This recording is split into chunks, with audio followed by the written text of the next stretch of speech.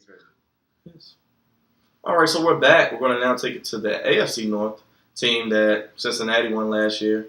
Saw teams like the Steelers fall back a little bit. Browns were competitive. So, Darian, AFC North, a division you know well. Who wins the division, and what is the order finish? The Baltimore Ravens will win this division, and I think they are the most complete team in this division. I think the acquisition of Steve Smith, Senior. Steve Smith, Senior. It's weird saying, right? It's weird saying. Dennis Pitta coming back healthy this year. Ray Rice cut down weight. He looks a lot quicker when he comes back off his suspension.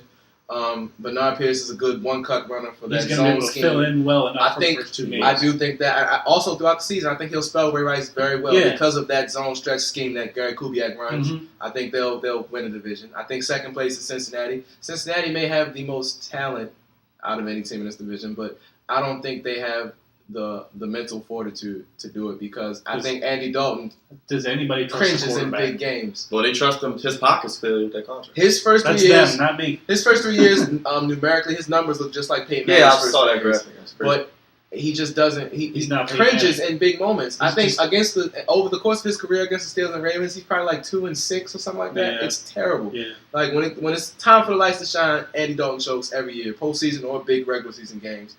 They got a win over the Patriots last year. The defense carried them there. I think they scored 1 touchdown from a pick six. So it was a monsoon up there. I'm surprised anybody won that game. But they were better than San Diego last year, and Andy Dalton just choked. Yeah, like they played pretty well too. He just helped them. He helped San Diego more than he helped his own team. I do like Giovanni Bernard. Everybody likes AJ Green, but I don't think they'll have it enough to repeat as division champions. I think third place will be the Steelers. I think the Steelers got young on both sides of the ball, and I think that learning curves will keep them out of the division race this year. They got Dry Archer. He ran like a 4.26 at the combine. He's blazing fast, but what else is he? Le'Veon Bell and LeGarrette Blount had their off-the-field marijuana incident. And they have Marcus Wheaton to replace Emmanuel Sanders. I don't think that's going to pan out too well. Marcus Wheaton only had like 6 catches on the season as a rookie, so I don't think he's ready to step into Emmanuel Sanders' shoes. And Heath Miller is on the decline. So I do like Ben, but I don't think the Steelers can surpass Cincinnati or Baltimore this year. And I have Cleveland finishing out the division last, as usual. They're getting there though. They are showing promise that they have not had a Cleveland they are, for a while. I don't think Manziel's the guy just yet. He's shown that in the preseason. I don't think Hoyer showed that he's really the guy either. And they don't have Josh Gordon for the year, so that pretty much dashed any type of hope. Today, You can double team Jordan Cameron, who's a very good, promising young tight end. But if you double team and stack the box on the run game, they won't move the ball on offense. Yeah. So I think they'll finish last this year. Chris? That's real quick to piggyback on Cleveland. I like the Ben Tate signing. He was a really good backup in Houston. He was. I mean, I like where they're going, but this division, there's still some talented teams in it, and some teams, even if they're not, they know how to win, which was the Steelers in Baltimore. Not as talented as Cincinnati, but like this, they know how to win.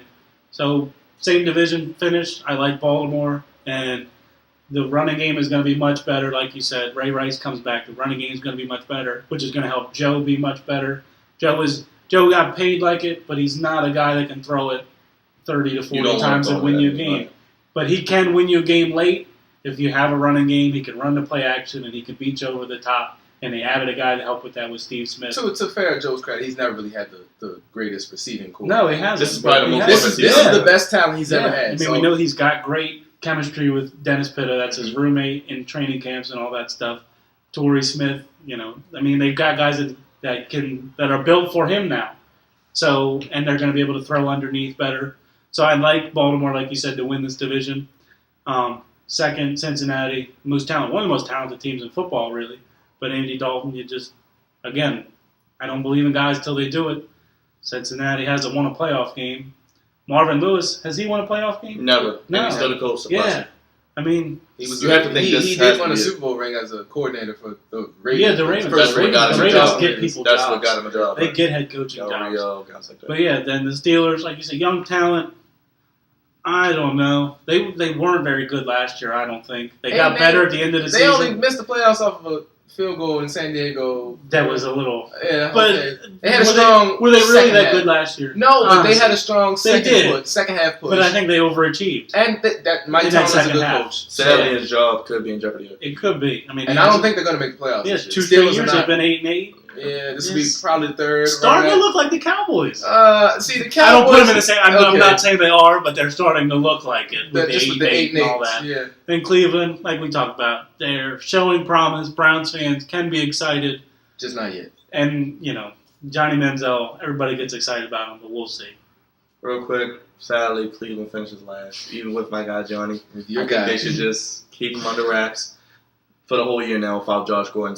He might end up being their quarterback in Week 5 if Hoyer doesn't get it done. That's true. Hoyer's got a lot of pressure on him. They opened the season, I think, with 3 divisional games. It's Pittsburgh, Saints, and Baltimore, and then the bye week. Yeah. If they're 0-3 going into the bye week, even 1-2 and he hasn't played well. I mean, if they steal a win, maybe against the Steelers. I don't know which one you could win. And I don't think they have enough weapons. No, Miles Austin is done. The defense will be good. Very respectable. Mm-hmm. But I just don't think they have enough. They do have a good young nucleus, though. Mm-hmm. Something to be excited about. Yeah. When you say Cleveland. Third, Steelers are just. I mean, their defense is aging. They need to rebuild it. It's just not the same Steelers that you're used to. They got younger. They did. But I don't know. It's not there like it was for me in the past with the Steelers. It's just second, I think the Bengals win the second. Talent, but a lot of injuries. Leon Hall come back from an Achilles. Geno Atkins to an ACL. You don't want to rush guys back from those injuries. Very rough. See if they can get back to that on defense. Defense may take a step back, even though I like Darqueze Dennard. Then you look at the Ravens.